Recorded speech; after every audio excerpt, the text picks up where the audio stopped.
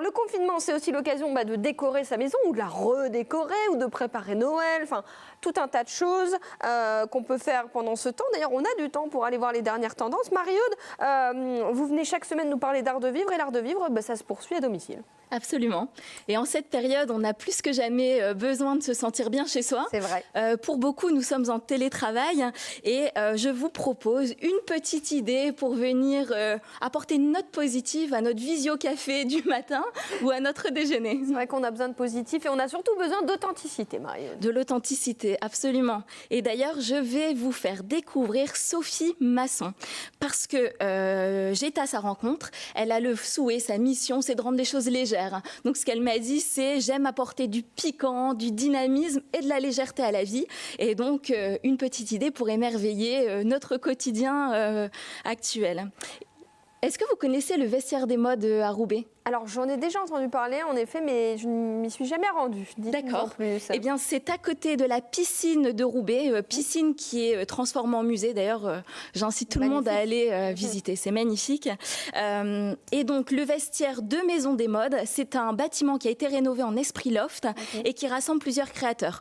Je suis obligée de citer KNGB qui fait des luminaires incroyables ou encore Belen Collection qui fait des arts, l'art des décorations, pardon, avec des papillons et tout ça, parce que vraiment, ils ont l'idée de magnifier notre intérieur. Et là, j'ai découvert Sophie Masson. J'ai envie de vous en parler parce qu'elle fait des tasses, des assiettes, elle réenchante la porcelaine. Alors c'est vraiment l'art de la table dans toute sa splendeur, là, pour le coup. C'est en effet l'art de la table, donc tout ce qu'on peut dire dans la qualité des matériaux, la beauté du service ou encore le détail de la présentation. Sophie Masson, pour en parler un peu plus, donc c'est le nom de la marque, mais c'est aussi le nom de la créatrice, une créatrice avec un grand dynamisme. Et si vous allez à Roubaix, il y a 3 choses qui font sa particularité. De 1, c'est 100% Made in Roubaix, parce qu'elle imagine ses produits. Ensuite, elle moule la porcelaine, elle les cuit. Donc, il y a plusieurs fours sur place. Ah oui, c'est sur place. Elle fait vraiment sur ça place. Sur place. Et elle les personnalise aussi sur place. Donc ça, on peut voir de bout en bout la création de notre pièce. Une seconde chose, c'est ce que j'adore, c'est la féminité qu'elle apporte à toutes ces pièces. Il y a vraiment une sensibilité, une fragilité qui émane de ces pièces. Il faut savoir qu'en fait, ça paraît tout à fait fragile parce qu'on peut voir à travers la porcelaine blanche.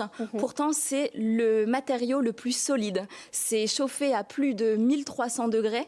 Oui, et donc, du coup, voilà. Ça ne casse pas si facilement que ça. Quel est le parcours, justement, de Sophie ? Eh bien, Sophie Masson a démarré comme styliste de mode à Paris, pardon. Et elle a toujours été passionnée de porcelaine. Alors, elle a commencé des cours du soir, de faire la décoration sur porcelaine. Et elle a commencé à distribuer ses pièces dans certaines boutiques de Paris. Et elle est revenue en 2016 dans son nord natal. C'est souvent le cas, on revient toujours. On revient toujours. Pour le sourire notamment, la légèreté qu'elle est recherchée. Et elle a été prise par Maison des Modes, ça a été un vrai tremplin. Et maintenant, elle distribue en France et à l'international ses pièces. Alors, rien ne se perd avec Sophie aussi. C'est ça qui est assez incroyable, c'est que rien ne se perd, tout se transforme. Finalement. Tout se transforme. Alors, elle adore, c'est faire des rencontres. Donc, elle rencontre sa clientèle, mais aussi des artistes avec lesquels elle fait des collaborations.